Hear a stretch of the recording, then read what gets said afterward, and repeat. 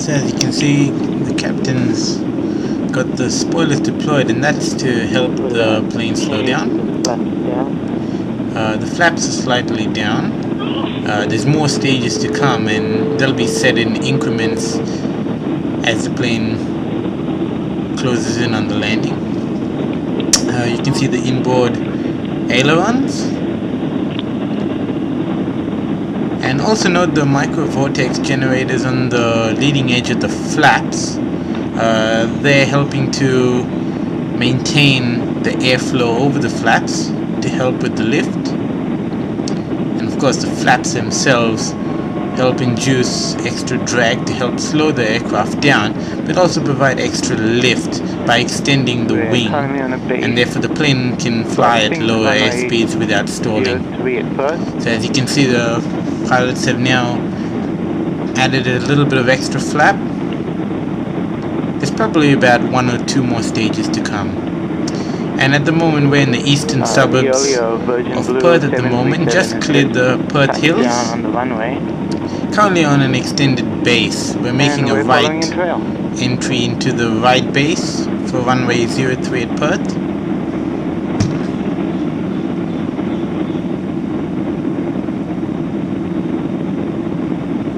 Currently a Virgin Blue 737 has just landed on the runway ahead of us, and they have also come from Sydney. And now as you can see, we're turning final for runway 03 at Perth. As you can see, some sort of freeway below. I'll do my best to keep the camera steady as I can. By this stage, all landing checks would have been completed by the pilots, and the spoilers will be armed. Last stage of flap has just been added, and now we're fully established on a final approach for runway 03.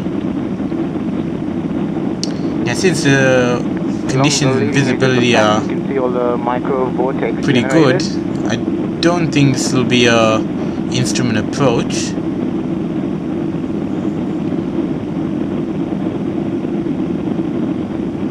And there you can see the full stage of flaps has been selected. And now the pilot will be flying the glide slope down to the end of the runway.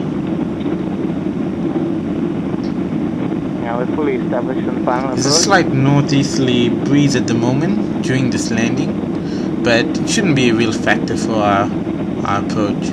Let's see our captain. And you can clearly see, although the sun shining off the wing is making it a little bit difficult, but you can see the micro vortex generators all lining that leading edge of the flaps, and they're those little things that are sticking up on the front of the flaps. Okay, now fully established on short final approach. By this stage the pilots would have been given a clearance to land, and decisions would have been made at about 200 to 300 feet whether the pilots will continue the landing or will abort and go around. And by this stage it looks like they'll definitely continue the landing.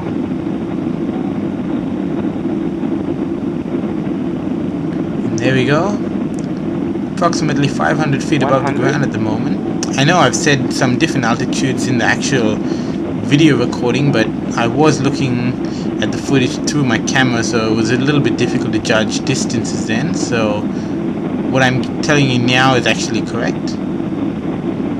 It's about 200 feet above the ground.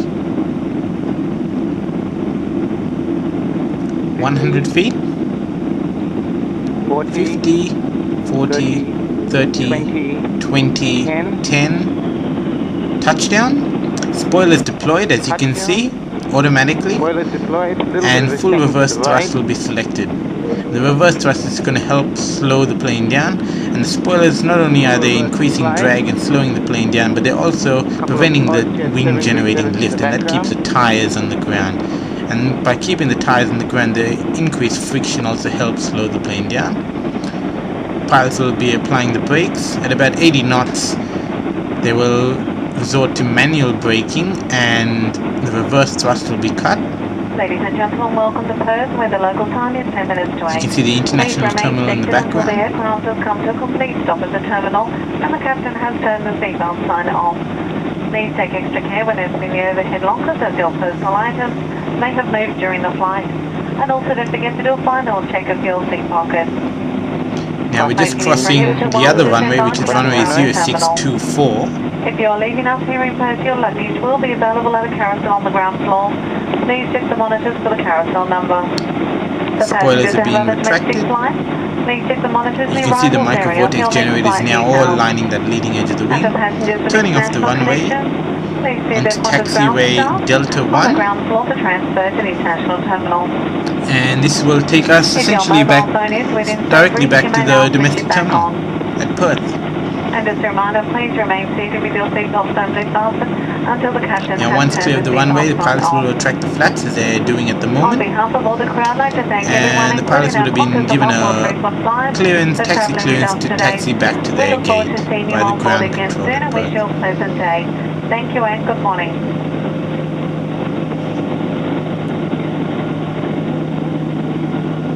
There you can see in the distance a Skipper's Aviation Embraer 120 Brasilia, and looks like we're going to be waiting for them a little bit.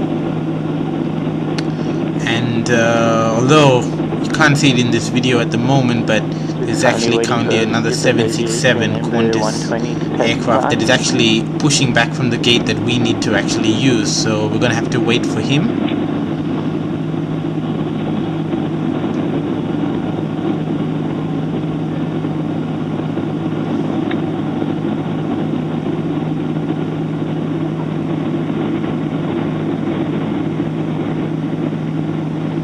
You've got a nice good view of the wing there.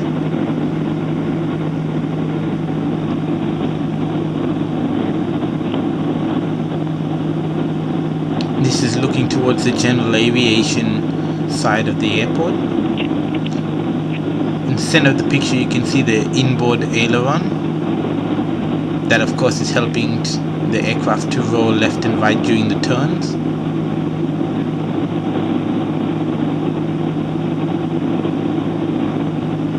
Although you can't see it very clearly in this video, that's British Aerospace 146, either Cobham Aviation or could also be National Jet Systems, and they conduct a lot of the mining charter flights.